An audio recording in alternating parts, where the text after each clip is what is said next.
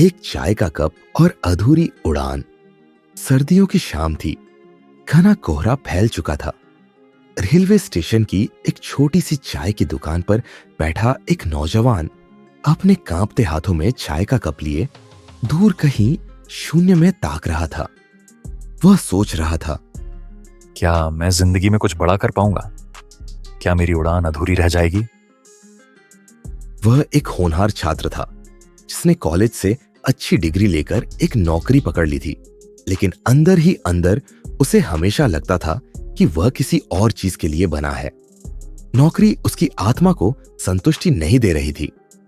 वह सिर्फ पैसे नहीं, पहचान चाहता था। उसके दोस्त, समाज और रिश्तेदार उसे समझाते, नौकरी कर, सुरक्षित जिंदगी जी। बहुत से लोग इससे भी बुरी हालत में हैं, लेकिन उसका दिल कहता था, मैं सिर्फ जिंदा रहने के लिए पैदा नहीं हुआ, कुछ बड़ा करने आया हूं। वह मन ही मन जानता था कि नौकरी में उसकी मंजिल नहीं है। उसने एक छोटे से ऑनलाइन बिजनेस की शुरुआत की। हर रात ऑफिस से लौटकर वह घंटों लैपटॉप पर बैठा रहता। हौसला था, सपने थे, लेकिन अनुभव नहीं था। पहले महीने कुछ ऑर्डर आए, दूसरे महीने थोड़ा और बढ़ा, लेकिन तीसरे महीने सब ठप हो गया। क्या मैंने गलती कर दी?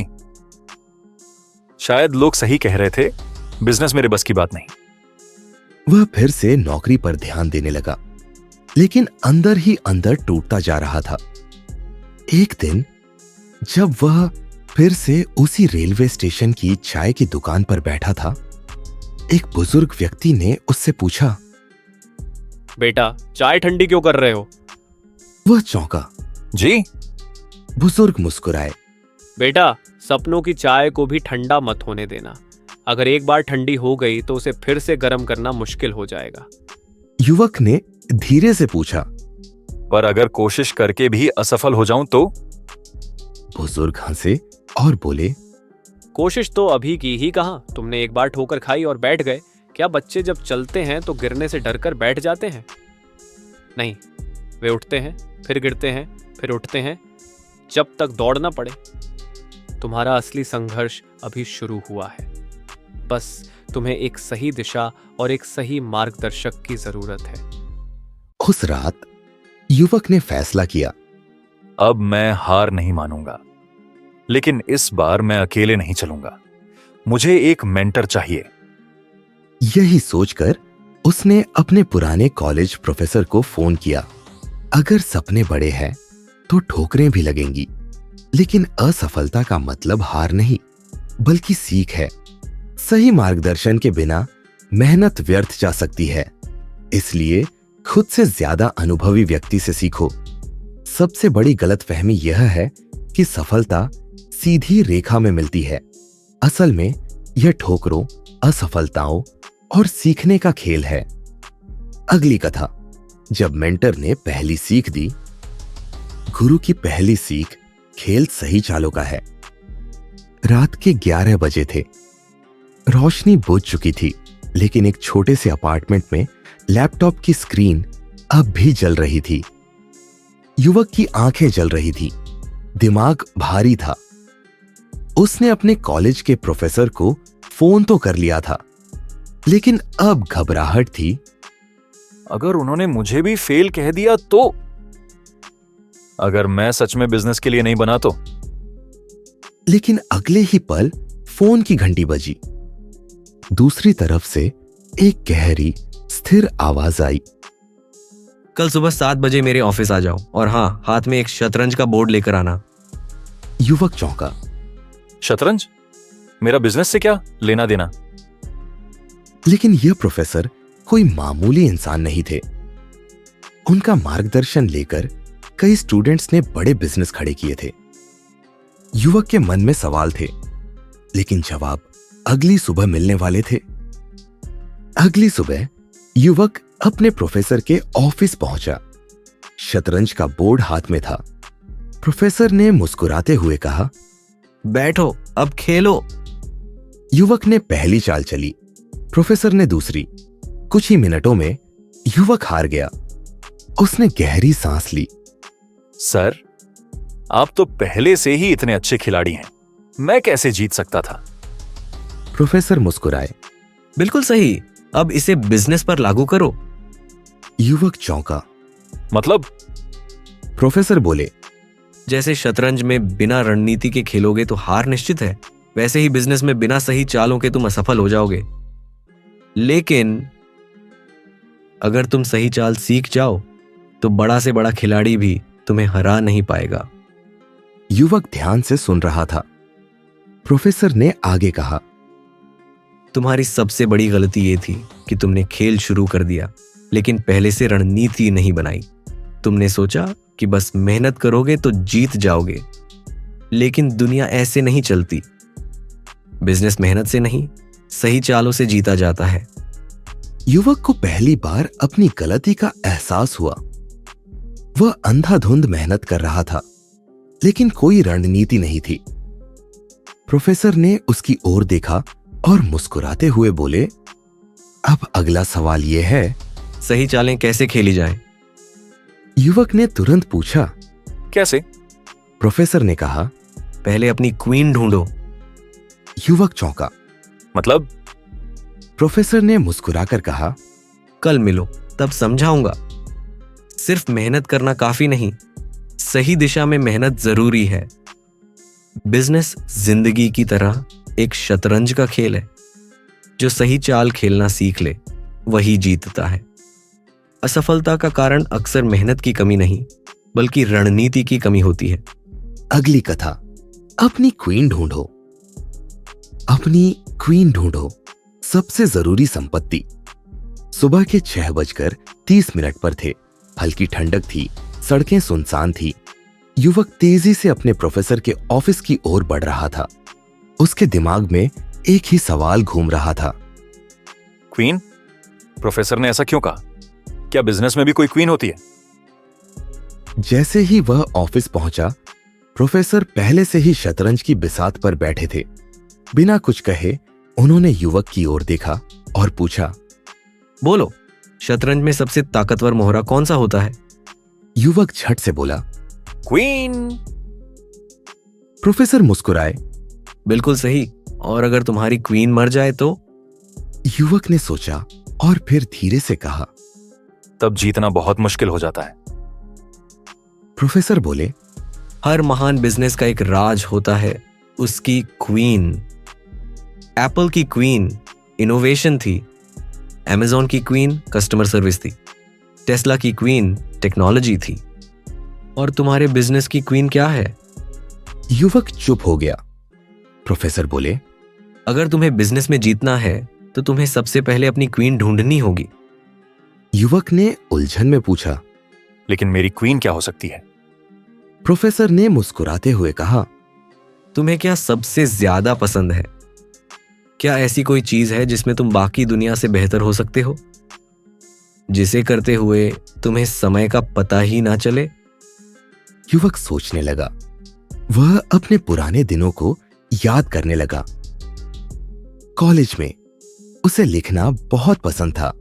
जब भी वह सोशल मीडिया के लिए कंटेंट बनाता, लोग उसे पसंद करते थे। उसका बिजनेस भी मार्केटिंग से जुड़ा था, लेकिन उसने कभी इसे अपनी क्वीन नहीं माना था। उसकी आंखों में चमक आ गई। शायद मेरी क्वीन मार्केटिंग है। प्रोफेसर ने सिर हिलाया। अब तुम्हें अपनी क्वीन को और ताकतवर बनाना है। युवक ने पूछा, कैसे? प्रोफेसर मुस्कुराए। उसके लिए तुम्हें राजा बनना होगा। युवक चौंका।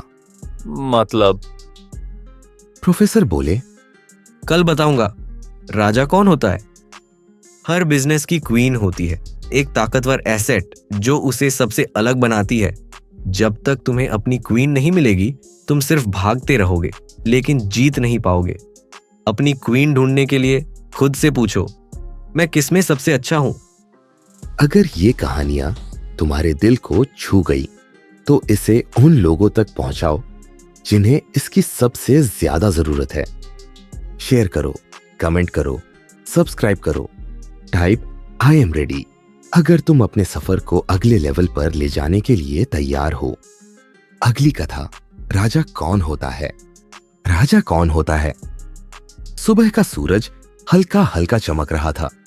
युवक प्रोफेसर के ऑफिस की ओर बढ़ रहा था, लेकिन इस बार उसका दिमाग उलझन में नहीं, जोश में था। अब मुझे अपनी क्वीन मिल गई है, मार्केटिंग। लेकिन राजा कौन होता है? वह जानता था कि प्रोफेसर आज इस रहस्य से पर्दा उठाने वाले थे। जैसे ही युवक ऑफिस पहुंचा, प्रोफेसर पहले से ही शतरंज की बिसात लगाए बैठे थे। उन्होंने मुस्कुराकर पूछा, कल हमने जाना कि सबसे ताकतवर मोहरा क्वीन होती है, लेकिन राजा कौन होता है?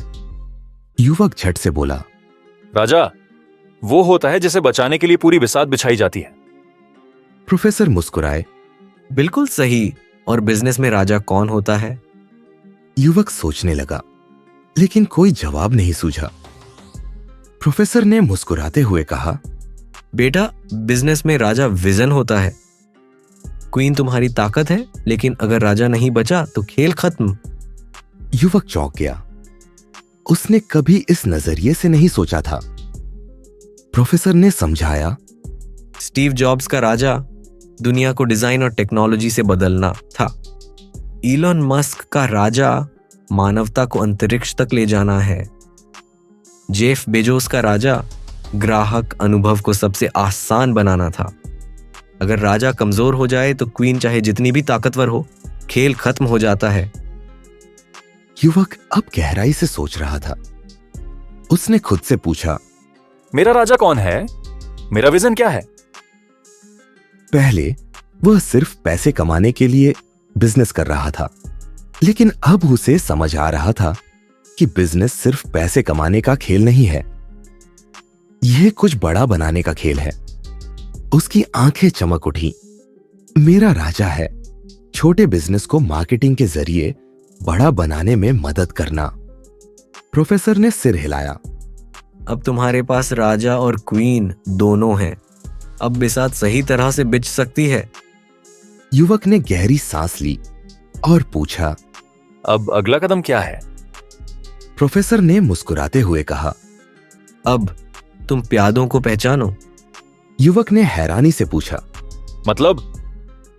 प्रोफेसर ने कहा, कल बताऊंगा। तुम्हारे प्यादे कौन हैं?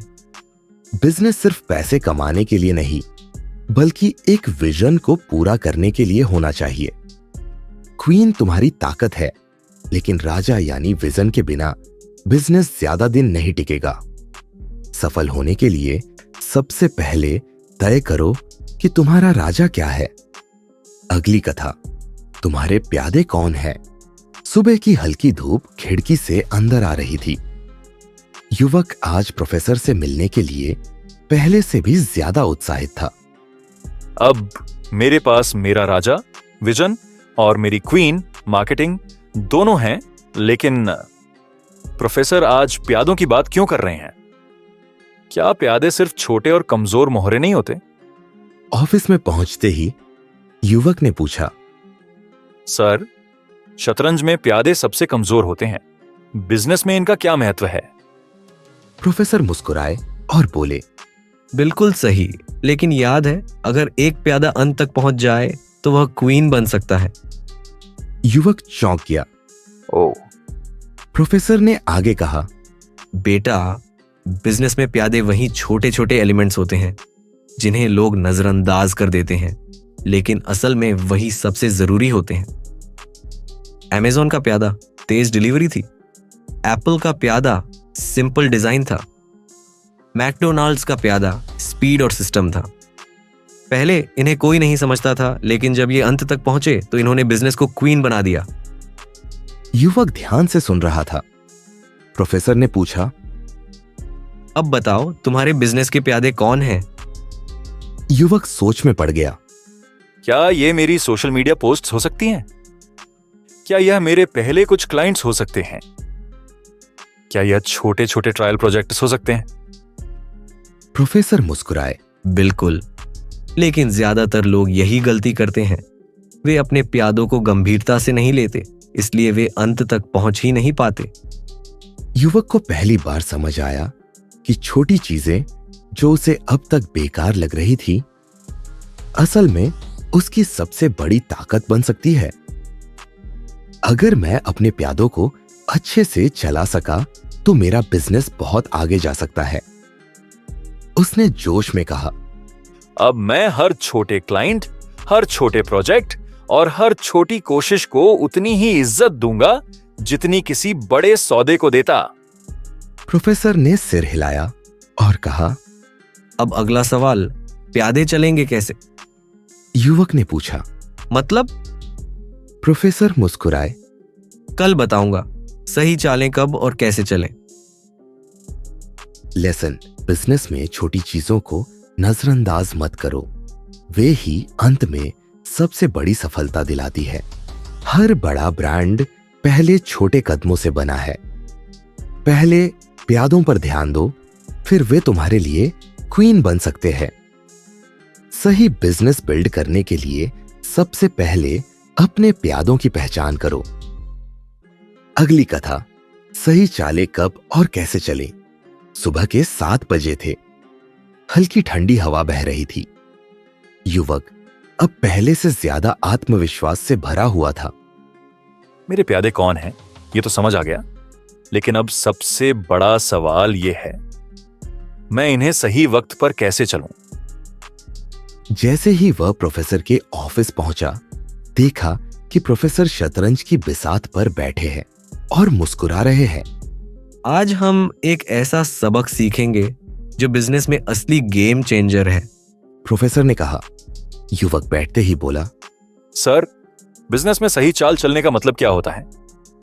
प्रोफेसर ने एक प्यादा उठाया और कहा, अगर इसे पहले ही आगे बढ़ा दिया जाए तो यह विरोधी की मार में आ सकता है, लेकिन अगर सही समय पर सही जगह ले जाया जाए तो यह क्वीन बन सकता है। युवक ने गहरी सांस ली। फेसबुक ने तब लॉन्च किया जब लोग सोशल नेटवर्किंग को लेकर कंफ्यूज थे। टेस्ला ने तब अपनी इलेक्ट्रिक कार निकाली जब पेट्रोल की कीमतें बढ़ रही थीं। नेटफ्लिक्स ने तब ऑनलाइन स्ट्रीमिंग शुरू की जब लोग डीवीडी से परेशान हो रहे थे। सफल लोग सही कदम उठाने वाले नहीं होते, वे सही वक्त पर सही कदम उठाने वाले होते हैं। युवक को महसूस हुआ कि उसका पहला बिजनेस शायद इसलिए फेल हुआ था क्योंकि उसने या तो जल्दबाजी की थी या बहुत देर कर दी थी। लेकिन मैं कैसे समझूं कि कौन सी चाल कब चलनी चाहिए? उसने पूछा। प्रोफेसर मुस्कुराए और बोले, 3 संकेत होते हैं कि कब चाल चलनी चाहिए। जब समस्या सामने हो और तुम्हारे पास हल हो, जब मार्केट में लोग उस चीज को चाह रहे हो लेकिन अच्छे विकल्प ना मिल रहे हो, जब तुम्हारे पास इतना डेटा हो कि तुम देख सको ये सही दिशा में जा रहा है। युवक अब समझ चुका था।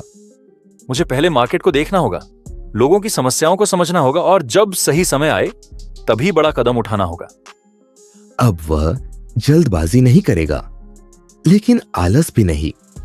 वह डेटा और मार्केट ट्रेंड्स पर ध्यान देगा। प्रोफेसर ने अब मुस्कुराकर पूछा, अब तुम जानते हो कि सही चालें कब चलनी है, लेकिन सवाल यह है, चालें चलने के बाद अगर कोई हमला कर दे तो क्या करोगे? युवक ने चौंक कर पूछा। मतलब? प्रोफेसर बोले, कल बताऊंगा। जब हमला हो तो बचाव कैसे करें। Lesson, take away for the audience. Business में सिर्फ मेहनत नहीं, टाइमिंग भी जरूरी होती है। अगर सही वक्त पर सही कदम नहीं उठाए तो एक अच्छा आइडिया भी बेकार हो सकता है। हमेशा समस्या, मार्केट की डिमांड और डेटा देखकर ही बड़े फैसले लो। शेयर करो, कमेंट करो, सब्सक्राइब करो, टाइप आई एम रेडी अगर तुम अपने सफर को अगले लेवल पर ले जाने के लिए तैयार हो। अगली कथा, जब हमला हो तो बचाव कैसे करें। रात के 10 बजे थे। युवक अपने छोटे से कमरे में बैठा लैपटॉप स्क्रीन को घूर रहा था। उसके बिजनेस ने थोड़ी रफ्तार पकड़नी शुरू कर दी थी। पहले कुछ क्लाइंट्स मिल चुके थे, चीजें सही दिशा में बढ़ रही थी। लेकिन फिर एक दिन एक बड़ा कॉम्पिटिटर आ गया। उसने वही सर्विस आधे दाम पर देना शुरू कर दी। कुछ क्लाइंट्स उसे छोड़कर जाने लगे। एक ने तो साफ कह दिया, तुम्हारी जगह कोई और ले सकता है। युवक की दुनिया हिल गई। अब क्या करूं? क्या मेहनत करने के बाद भी सब कुछ बर्बाद हो सकता है?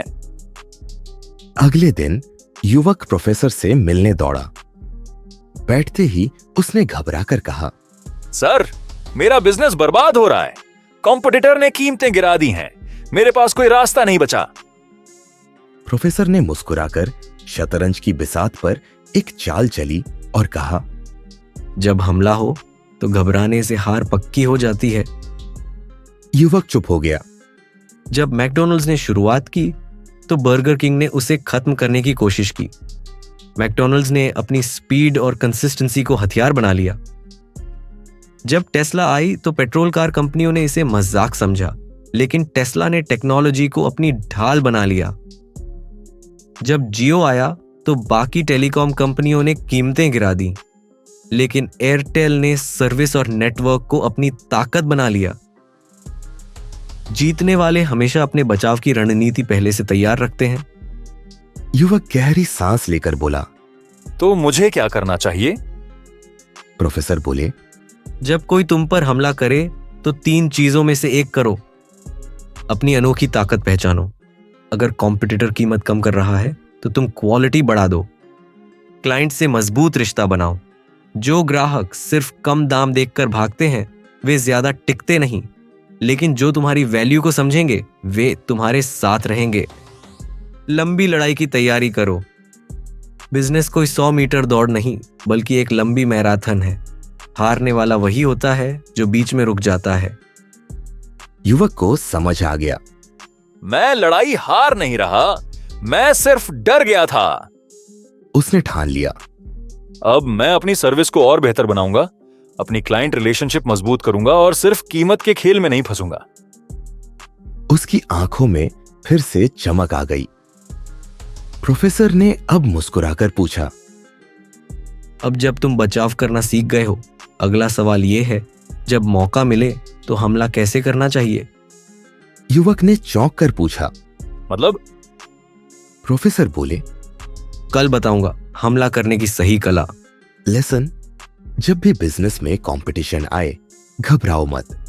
अपनी सबसे बड़ी ताकत पर ध्यान दो। कीमत का खेल हमेशा नहीं चलता। असली जीत क्वालिटी और ग्राहक रिश्तों से होती है। बिजनेस एक लंबी दौड़ है। जो अंत तक टिका रहता है वही असली विजेता बनता है।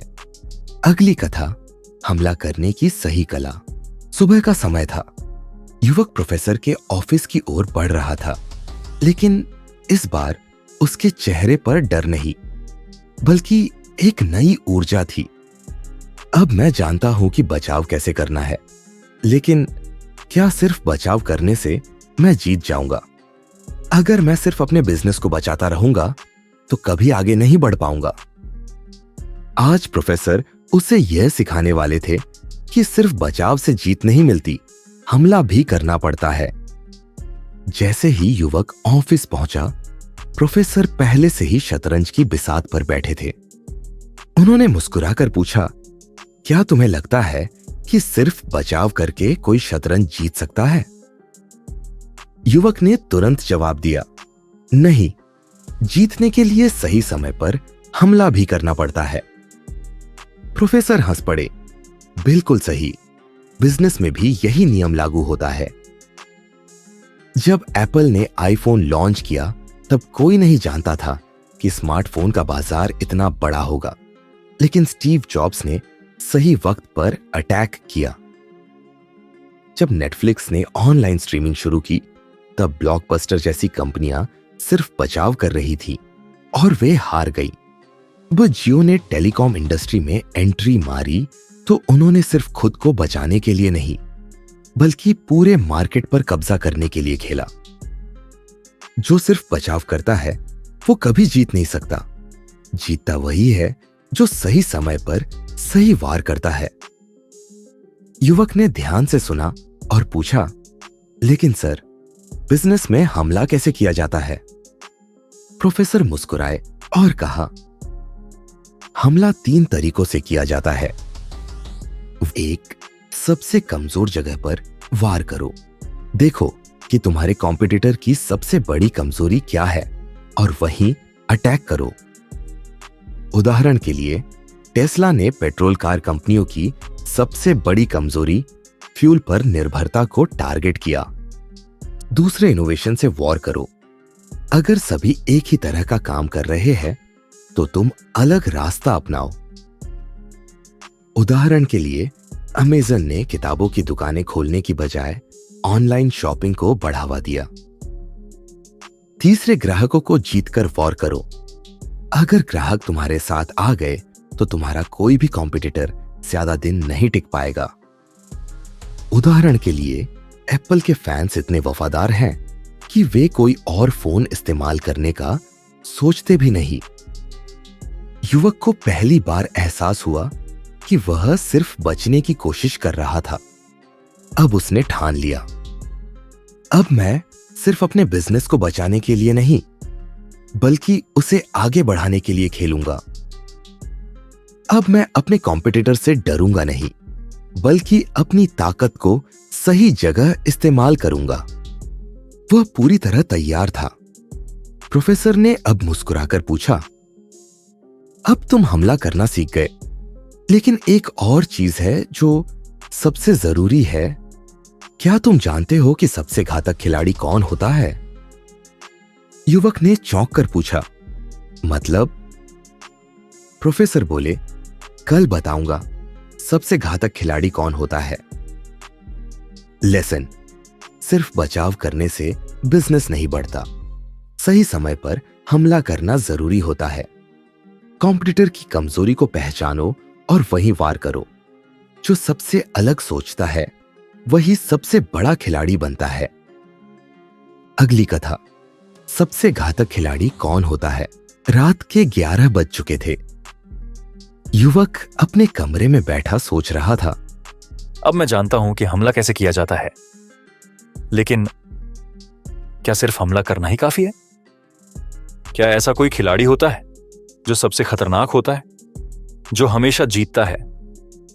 उसका दिमाग उलझ गया। अगले दिन वह इसी सवाल के साथ प्रोफेसर के ऑफिस पहुंचा।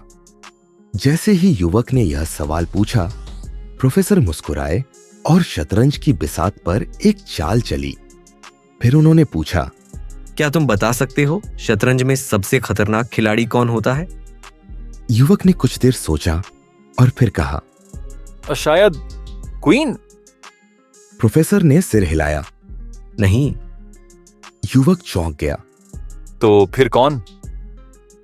प्रोफेसर ने मुस्कुराकर जवाब दिया, वह खिलाड़ी जो न तो सिर्फ बचाव करता है न ही सिर्फ हमला करता है, बल्कि जो अनुमान से परे खेलता है।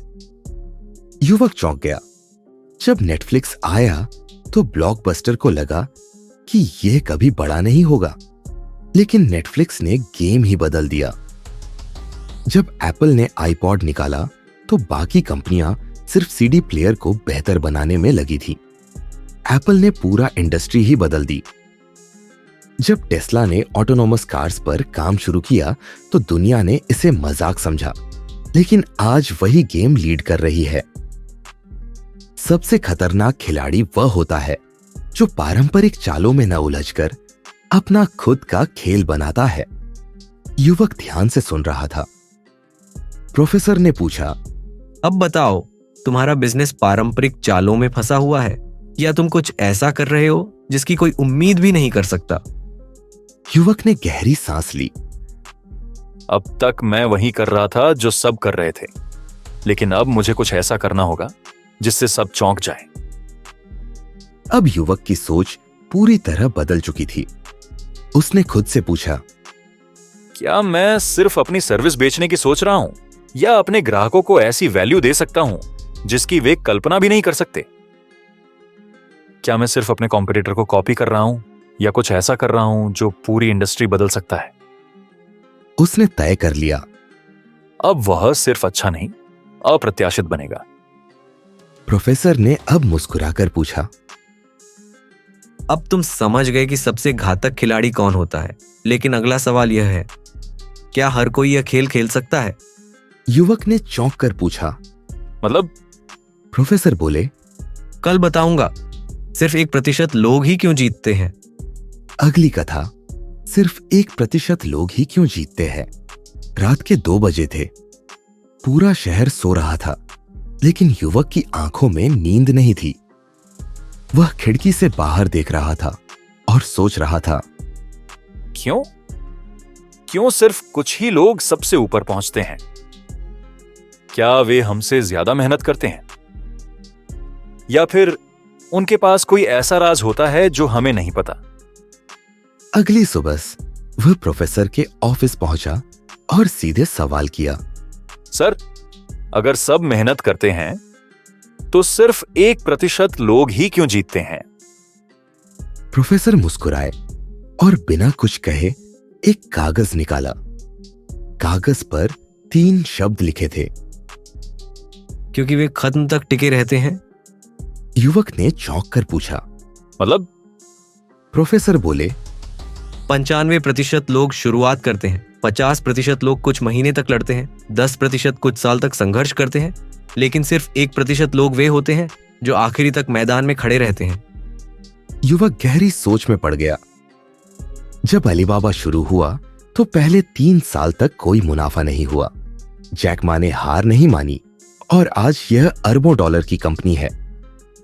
सिल्वेस्टर स्टालोन ने अपनी पहली फिल्म रॉकी के लिए 1500 रिजेक्शन झेले, लेकिन उसने हार नहीं मानी।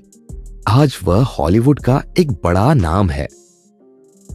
अमेज़न ने पहले 7 साल तक संघर्ष किया, लेकिन जेफ बेजोस डटे रहे और फिर पूरी दुनिया बदल गई। जो सबसे अंत तक मैदान में खड़ा रहता है वही असली विजेता होता है। युवक ने धीरे से पूछा, लेकिन सर, ज्यादातर लोग हार क्यों मान लेते हैं? प्रोफेसर ने 3 कारण बताए। 1, उन्हें त्वरित सफलता चाहिए। वे 6 महीने में बड़ा रिजल्ट चाहते हैं और जब नहीं मिलता तो हार मान लेते हैं। दूसरे, वे संघर्ष को सफलता से अलग मानते हैं। असल में संघर्ष ही सफलता की पहली सीढ़ी होती है, लेकिन ज्यादातर लोग इसे समझ नहीं पाते। तीसरे, वे अंदर से हिम्मत हार जाते हैं। हर किसी के जीवन में ऐसा समय आता है जब वे सोचते हैं अब और नहीं कर सकता, लेकिन 1% लोग वही होते हैं जो इस समय भी डटे रहते हैं। युवक ने अब ठान लिया, मैं हार नहीं मानूंगा। मैं 1% में शामिल रहूंगा। अब चाहे कितनी भी मुश्किलें आईं, मैं मैदान नहीं छोड़ूंगा। प्रोफेसर ने अब मुस्कुराकर पूछा, अब तुम समझ गए कि सिर्फ 1% लोग ही क्यों जीतते हैं। लेकिन अगला सवाल यह है, अगर सब डटे रहें तो असली जीत किसकी होगी? युवक ने चौंक कर पूछा। मतलब? प्रोफेसर बोले, कल बताऊंगा असली जीत किसकी होती है। Lesson take away for the audience. हार और जीत के बीच सिर्फ एक चीज का फर्क होता है, टिके रहने की क्षमता। 99% लोग इसलिए हार जाते हैं क्योंकि वे संघर्ष के समय मैदान छोड़ देते हैं। असली सफलता उन्हीं को मिलती है जो आखिरी तक हार नहीं मानते। अगली कथा, असली जीत किसकी होती है। सुबह के 6 बजे थे। हल्की ठंडी हवा चल रही थी। युवक कॉफी का कप हाथ में लिए गहरी सोच में डूबा था। अब मैं जानता हूं कि टिके रहने वाले लोग ही जीतते हैं, लेकिन अगर सब डटे रहें तो जीत आखिर किसकी होगी? क्या सिर्फ मैदान में खड़ा रहना ही काफी है? वह जानता था कि प्रोफेसर के पास इस सवाल का जवाब जरूर होगा। जैसे ही वह प्रोफेसर के ऑफिस पहुंचा, प्रोफेसर शतरंज की बिसात पर एक आखिरी चाल चल चुके थे। उन्होंने मुस्कुराकर पूछा, बोलो, असली जीत किसकी होती है? युवक ने सोचा और कहा, जो आखिरी तक डटा रहता है। प्रोफेसर ने सिर हिलाया। सिर्फ टिके रहने से जीत नहीं मिलती, जीत उसे मिलती है जो सबसे तेज सीखता है। युवक चौंक गया।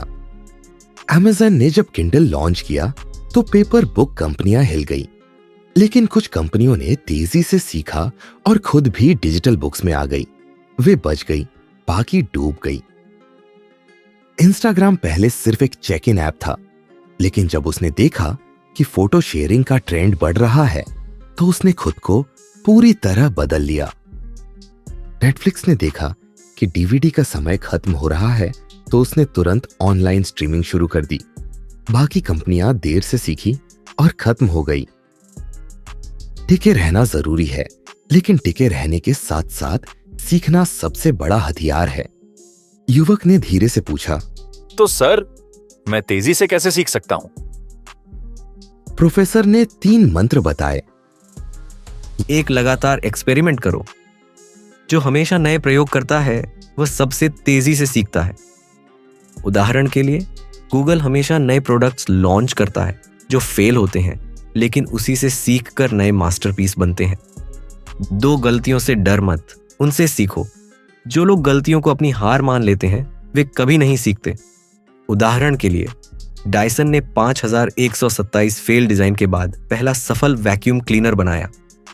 तीसरी, जो चीजें काम नहीं कर रही हैं उन्हें बदल दो। अगर कोई तरीका काम नहीं कर रहा तो अड़े मत रहो, उसे बदल दो। उदाहरण के लिए, नोकिया मोबाइल पर अटकी रही, लेकिन एप्पल और सैमसंग ने स्मार्टफोन की ओर बढ़कर बाजार जीत लिया। युवक को समझ आ गया। सिर्फ मैदान में खड़े रहने से कुछ नहीं होगा। मुझे तेजी से सीखना होगा, बदलना होगा और आगे बढ़ना होगा। जो सबसे तेज सीखता है वही असली विजेता होता है। प्रोफेसर ने अब मुस्कुराकर पूछा, अब तुम जान गए कि असली जीत सबसे तेज सीखने वाले की होती है, लेकिन अगला सवाल यह है, सीखने के बाद क्या सबसे जरूरी है? युवक ने चौंक कर पूछा। मतलब? प्रोफेसर बोले, कल बताऊंगा एक सबसे बड़ा सबक जो हर विजेता मानता है। अगली कथा, एक सबसे बड़ा सबक जो हर विजेता मानता है। रात के 3 बजे थे। युवक सो नहीं पा रहा था। अब मैं जानता हूं कि सबसे तेज सीखने वाला ही असली विजेता बनता है। लेकिन सीखने के बाद क्या सबसे जरूरी है? क्या सीखना ही काफी है या कुछ और भी है जो हर सफल व्यक्ति अपनाता है? उसने फैसला किया। कल प्रोफेसर से इसका जवाब लेकर ही रहूंगा। अगले दिन प्रोफेसर के ऑफिस पहुंचते ही युवक ने सीधा सवाल दाग दिया। सर, दुनिया में जितने भी बड़े विजेता हैं, वे सब कौन सा सबसे बड़ा सबक मानते हैं? प्रोफेसर ने मुस्कुराकर जवाब दिया, संगतता यानी निरंतरता। युवक चौंक गया। मतलब? प्रोफेसर ने शतरंज की बिसात पर एक प्यादा बढ़ाया और बोले, सिर्फ सीखना काफी नहीं, उसे लगातार लागू करना सबसे जरूरी है। क्रिस्टियानो रोनाल्डो हर दिन 6 घंटे प्रैक्टिस करते हैं, सालों से। वॉरेन बफेट हर दिन 5 घंटे पढ़ते हैं, सालों से। अमिताभ बच्चन हर दिन अपनी स्क्रिप्ट्स पर काम करते हैं, सालों से। जो कामयाब लोग जानते हैं वह यह है कि एक बार कुछ सीखने से कुछ नहीं होगा। असली जादू इसे लगातार करने में है। युवक ध्यान से सुन रहा था। प्रोफेसर ने आगे कहा, संगति उबाऊ लग सकती है, लेकिन यही असली सफलता का राज्य है। सफल लोग केवल जोश में आकर नहीं चलते, वे अपनी आदतों के दम पर आगे बढ़ते हैं। जो हर दिन सुधार करता है वही असली चैंपियन बनता है। युवक को अपनी पुरानी गलतियां याद आई। वह कई बार कुछ नया सीखता था, लेकिन कुछ ही दिनों में छोड़ देता था। वह बिजनेस में कुछ नई स्ट्रेटेजी अपनाता, लेकिन 1 से 2 हफ्ते बाद फोकस खो देता था। वह मोटिवेट होता, लेकिन कुछ ही दिनों में ढीला पड़ जाता था। शायद यही मेरी सबसे बड़ी गलती थी। अब युवक ने ठान लिया, अब मैं सिर्फ सीखूंगा नहीं, बल्कि उसे लगातार लागू भी करूंगा। अब मैं सिर्फ कुछ दिनों के लिए मेहनत नहीं करूंगा, बल्कि तब तक करता रहूंगा जब तक सफलता ना मिले। अब मैं हार मानने वालों में नहीं, बल्कि कंसिस्टेंसी से जीतने वालों में रहूंगा।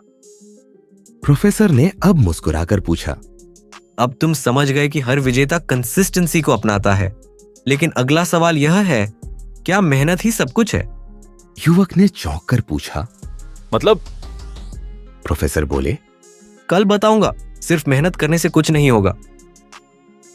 Lesson take away for the audience.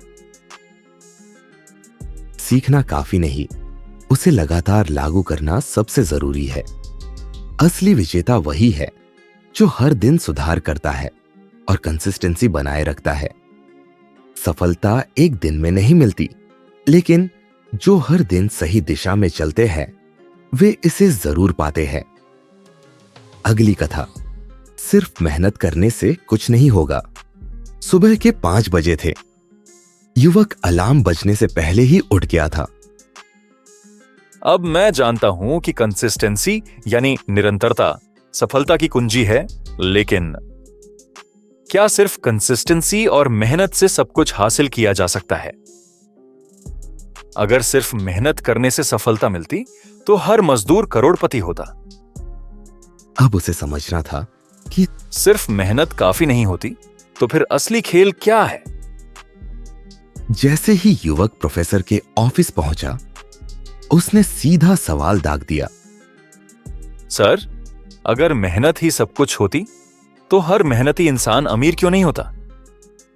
Professor मुस्कुराए और शतरंज की बिसात पर एक प्यादा बढ़ाते हुए बोले, बेटा, मेहनत जरूरी है, लेकिन स्मार्ट मेहनत उससे भी ज्यादा जरूरी है। युवक चौंक गया। मतलब मैकडोनाल्ड्स का मालिक बर्गर बनाने में मेहनत नहीं करता, वो सिस्टम बनाने में मेहनत करता है। मुकेश अंबानी खुद दुकान पर नहीं बैठते, वे बिजनेस स्ट्रेटजी पर काम करते हैं। इलोन मुस्क 18 घंटे काम करते हैं, लेकिन वे बाकी लोगों से अलग इसलिए हैं क्योंकि वे उन 18 घंटों में सही चीजों पर काम करते हैं। सिर्फ मेहनत नहीं, सही दिशा में मेहनत ही सफलता लाती है। युवक ध्यान से सुन रहा था।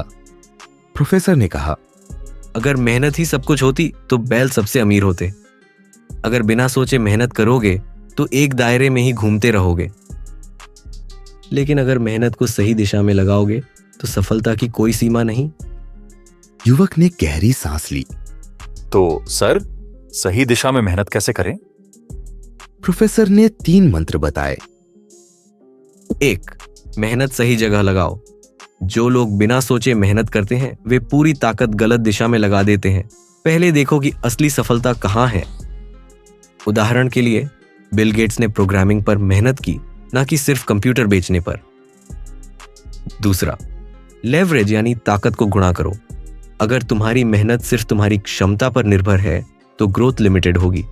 सिस्टम, टीम और टेक्नोलॉजी का इस्तेमाल करो। उदाहरण के लिए, जेफ बेजोस खुद पैकेज डिलीवर करने की मेहनत नहीं करते, उन्होंने अमेज़न का सिस्टम बना दिया। 3. बिजनेस में वह चुनो जिसमें सबसे बड़ा रिटर्न हो।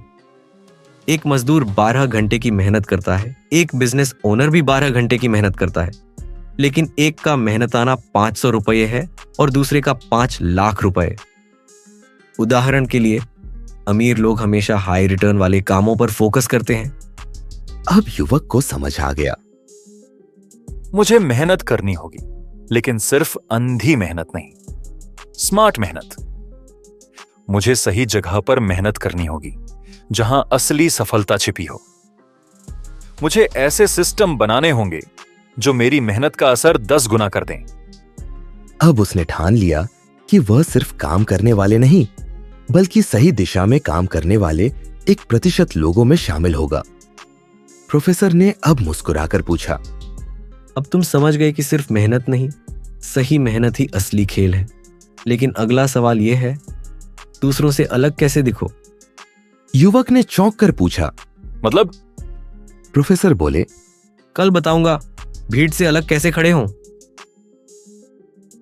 लेसन, सिर्फ मेहनत करने से सफलता नहीं मिलती, सही दिशा में मेहनत करो। अमीर लोग सिर्फ मेहनत नहीं करते, वे सिस्टम और रणनीति बनाते हैं। अगर तुम्हारी मेहनत का असर सीमित है तो उसे मल्टीप्लाई करने के लिए सही लेवरेजेस का इस्तेमाल करो। अगली कथा, भीड़ से अलग कैसे खड़े हो। शहर के एक बिजी चौराहे पर लाल बत्ती पर रुकी गाड़ियों के बीच एक युवक बाइक पर बैठा सोच रहा था। अब मुझे पता है कि मेहनत ही नहीं, सही मेहनत जरूरी है, लेकिन अगर मैं वही करूं जो सब कर रहे हैं तो कैसे जीत पाऊंगा? इस भीड़ में मैं अलग कैसे दिखूं? वह जानता था कि इस सवाल का जवाब सिर्फ प्रोफेसर ही दे सकते थे। जैसे ही युवक प्रोफेसर के ऑफिस पहुंचा, उसने तुरंत सवाल किया, सर, अगर सब लोग मेहनत कर रहे हैं तो कुछ ही लोग सबसे ऊपर क्यों पहुंचते हैं? प्रोफेसर मुस्कुराए और एक सफेद कागज निकाला। फिर उन्होंने उस पर एक छोटी सी लाल बिंदी बना दी और पूछा, तुम्हारी नजर सबसे पहले कहां गई? युवक ने तुरंत कहा, लाल बिंदी पर। प्रोफेसर हंस पड़े। यही तो राज है। अगर तुम अलग दिखना चाहते हो तो तुम्हें सफेद कागज के बीच लाल बिंदी बनना होगा। युवक चौंक गया। जब एप्पल ने आईफोन बनाया तब वो बाकी फोन कंपनियों जैसा नहीं था। उसने खुद को अलग कर लिया। जब स्टारबक्स ने कॉफी बेचना शुरू किया तब कॉफी हर जगह मिलती थी, लेकिन उसने प्रीमियम एक्सपीरियंस देकर खुद को अलग कर लिया। जब टेस्ला ने इलेक्ट्रिक कार बनाई तब इलेक्ट्रिक कारें बोरिंग मानी जाती थीं, लेकिन उसने फ्यूचर कार बनाकर अपनी अलग पहचान बना ली। जो भीड़ से अलग दिखता है वही जीतता है। युवक ध्यान से सुन रहा था। प्रोफेसर ने कहा, भीड़ से अलग दिखने के 3 तरीके होते हैं। एक अनोखी पहचान बनाओ। लोग ब्रांड को नहीं, उसके मतलब को याद रखते हैं। एग्जाम्पल, नाइकी सिर्फ जूते नहीं बेचता, वह जस्ट डू इट वाली सोच बेचता है। 2 सर्विस या प्रोडक्ट में कुछ ऐसा जोड़ो जो किसी और के पास ना हो। जो चीज सबसे अलग होती है वही सबसे ज्यादा बिकती है। एग्जाम्पल, ज़ोमैटो सिर्फ खाना डिलीवर नहीं करता, उसके मजेदार ट्वीट्स और ब्रांडिंग उसे भीड़ से अलग बनाते हैं। 3 कस्टमर एक्सपीरियंस इतना दमदार बनाओ कि लोग खुद तुम्हें याद रखें। दुनिया वही याद रखती है जो उसे अलग महसूस कराता है। उदाहरण के लिए, डिज्नी सिर्फ फिल्में नहीं बनाता, वह एक मैजिक एक्सपीरियंस बेचता है। युवक अब समझ चुका था। अगर मैं वही करता रहा जो सब कर रहे हैं तो मैं कभी भी अलग नहीं दिखूंगा। मुझे अपनी पहचान खुद बनानी होगी। मुझे अपनी लाल बिंदी बनानी होगी। अब मैं सिर्फ कुछ बेचूंगा नहीं, मैं अपने कस्टमर को ऐसा एक्सपीरियंस दूंगा जो उसे हमेशा याद रहे। अब उसकी सोच पूरी तरह बदल चुकी थी। प्रोफेसर ने अब मुस्कुराकर पूछा, अब तुम समझ गए कि भीड़ से अलग दिखना जरूरी है, लेकिन अगला सवाल यह है, असली प्रभाव कैसे छोड़ा जाए? युवक ने चौंक कर पूछा। मतलब? प्रोफेसर बोले, कल बताऊंगा। इन्फ्लुएंस बनाने की कला। अगली कथा, इन्फ्लुएंस बनाने की कला। एक दिन युवक ने अपनी सोशल मीडिया प्रोफाइल खोली। वह देख रहा था कि बहुत से लोग अपनी बातें कह रहे थे, लेकिन सिर्फ कुछ ही लोग थे जिनकी बातें सुनी जा रही थी। सब लोग बोल रहे हैं, लेकिन कुछ ही लोग दुनिया पर असर डाल पा रहे हैं। आखिर ये लोग ऐसा क्या कर रहे हैं जो मैं नहीं कर रहा? वह जानता था कि प्रोफेसर के पास इस सवाल का जवाब जरूर होगा। जैसे ही युवक प्रोफेसर के ऑफिस पहुंचा, उसने सीधा सवाल किया, सर, दुनिया में बहुत सारे लोग हैं, लेकिन कुछ ही लोग दूसरों को प्रभावित कर पाते हैं, ऐसा क्यों? प्रोफेसर मुस्कुराए और बोले, बेटा, इन्फ्लुएंस बनाने के लिए 3 चीजें जरूरी हैं: भरोसा, कहानी और असर। युवक चौंक गया। मतलब? स्टीव जॉब्स ने सिर्फ प्रोडक्ट नहीं बेचा, उसने लोगों को एक नया नजरिया दिया। Think different. ओप्राह विनफ्रे सिर्फ इंटरव्यू नहीं लेती, वे अपने शब्दों से लोगों को छू जाती हैं। शाहरुख खान सिर्फ फिल्में नहीं करते, वे अपने शब्दों और व्यक्तित्व से इन्फ्लुएंस बनाते हैं। इन्फ्लुएंस वह नहीं जो तुम बोलते हो, इन्फ्लुएंस वह है जो लोग तुम्हारी बातें सुनकर महसूस करते हैं। युवक ध्यान से सुन रहा था। प्रोफेसर ने समझाया, 1, भरोसा, ट्रस्ट बनाओ। अगर लोग तुम पर भरोसा नहीं करते तो वे तुम्हारी बातें नहीं सुनेंगे। उदाहरण के लिए, महात्मा गांधी ने कभी कोई पद नहीं लिया, लेकिन पूरा देश उनकी बातों पर भरोसा करता था। दूसरी कहानी, स्टोरी टेलिंग से जोड़ो। लोग आंकड़े भूल जाते हैं, लेकिन कहानियां हमेशा याद रखते हैं। उदाहरण के लिए, एलोन मस्क सिर्फ रॉकेट साइंस नहीं बेचते, वे मानवता को मंगल पर ले जाने की कहानी बेचते हैं। तीसरा, असरदार बनो, इम्पैक्ट। इन्फ्लुएंस सिर्फ बोलने से नहीं बनता, असली प्रभाव तब पड़ता है जब तुम्हारे शब्दों से लोगों की जिंदगी बदलती है। एग्जाम्पल, संदीप माहेश्वरी और डॉक्टर विवेक बिंद्रा को लोग इसलिए सुनते हैं क्योंकि उनकी बातें जिंदगी बदलने वाली होती हैं। अब युवक को समझ आ गया। अगर मुझे इन्फ्लुएंस बनाना है तो सिर्फ बोलना नहीं होगा, भरोसा बनाना होगा। मुझे आंकड़े नहीं, कहानियां सुनानी होंगी। मुझे ऐसा बोलना होगा जिससे लोगों की जिंदगी पर असली असर पड़े। अब उसने तय कर लिया कि वह सिर्फ एक बिजनेसमैन नहीं बनेगा, वह एक ऐसा लीडर बनेगा जिसकी बातें लोगों के दिलों तक पहुंचे।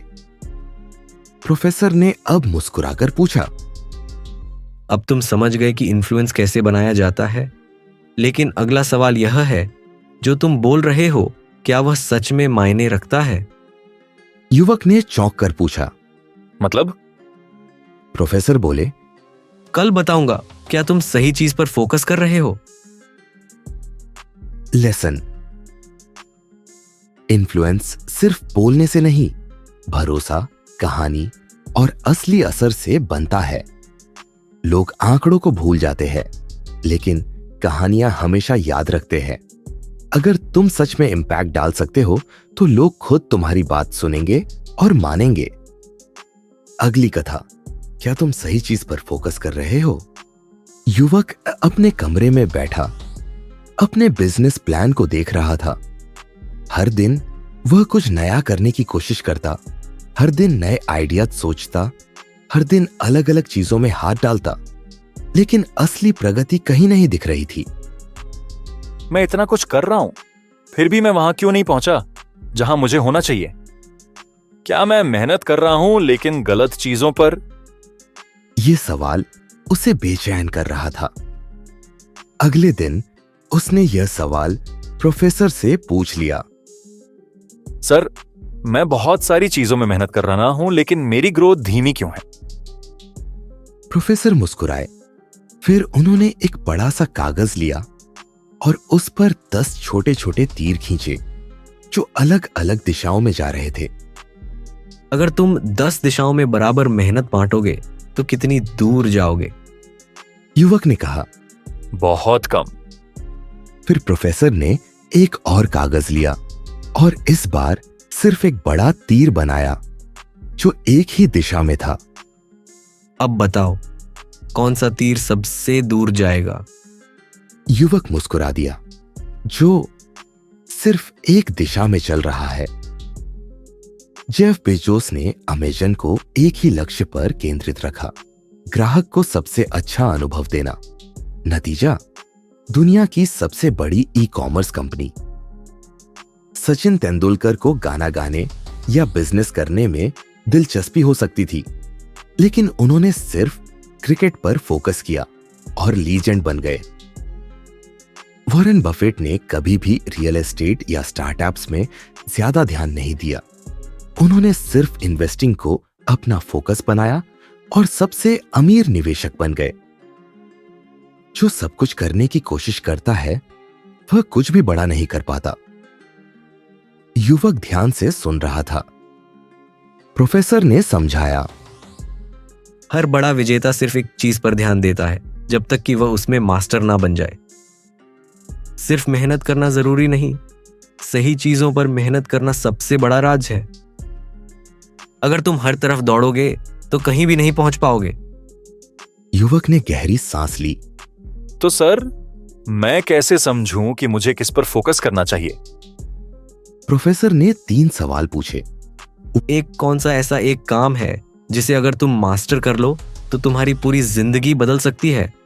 क्या तुम जो कर रहे हो उसमें असली ग्रोथ दिख रही है या सिर्फ तुम्हें व्यस्त रख रहा है? 3, अगर तुम अगले 5 साल सिर्फ इसी चीज पर लगे रहो तो क्या तुम दुनिया में सबसे अच्छे बन सकते हो? युवक सोच में पड़ गया। अब युवक को समझ आ गया। मुझे हर चीज करने की कोशिश बंद करनी होगी। मुझे सिर्फ एक चीज में मास्टर बनना होगा जो मुझे सबसे ज्यादा आगे ले जा सकती है। अब मैं बिजी नहीं बल्कि प्रोडक्टिव बनूंगा। उसने उसी वक्त फैसला किया। मैं अपने बिजनेस का सबसे अहम हिस्सा चुनूंगा और सिर्फ उसी पर ध्यान दूंगा। प्रोफेसर ने अब मुस्कुराकर पूछा, अब तुम समझ गए कि सही चीज पर फोकस करना जरूरी है, लेकिन अगला सवाल यह है, तुम्हारी सबसे बड़ी बाधा क्या है? युवक ने चौंक कर पूछा। मतलब? प्रोफेसर बोले, कल बताऊंगा। सबसे बड़ी बाधा तुम्हारे ही अंदर है। लेसन, सफलता का सबसे बड़ा राज फोकस है। अगर तुम हर जगह मेहनत बांटोगे तो कहीं भी नहीं पहुंचोगे। दुनिया के हर सफल व्यक्ति ने सिर्फ एक चीज को अपनाया और उसमें मास्टर बन गए। अब खुद से पूछो, मैं किस चीज पर फोकस करूं जिससे मेरी जिंदगी बदल सकती है? अगली कथा, सबसे बड़ी बाधा तुम्हारे ही अंदर है। रात के 1 बजे थे। युवक अपने कमरे में बैठा सोच रहा था। अब मुझे पता है कि सही चीज पर फोकस करना जरूरी है, लेकिन फिर भी मैं आगे क्यों नहीं बढ़ पा रहा? क्या कोई बाहरी कारण है जो मुझे रोक रहा है, या फिर मैं खुद अपनी सबसे बड़ी बाधा हूं? उसके अंदर डर, शक और अनिश्चितता भरी पड़ी थी। अगर मैं फेल हो गया तो? अगर लोग मेरा मजाक उड़ाने लगे? क्या मैं सच में इतना काबिल हूं? अब उसे यह समझना था कि असली दुश्मन बाहर नहीं, अंदर है। अगली सुबह युवक प्रोफेसर के पास पहुंचा और बोला, सर, मुझे लगता है कि मेरी सबसे बड़ी समस्या बाहरी दुनिया है। मार्केट, कंपटीशन, पैसे की कमी।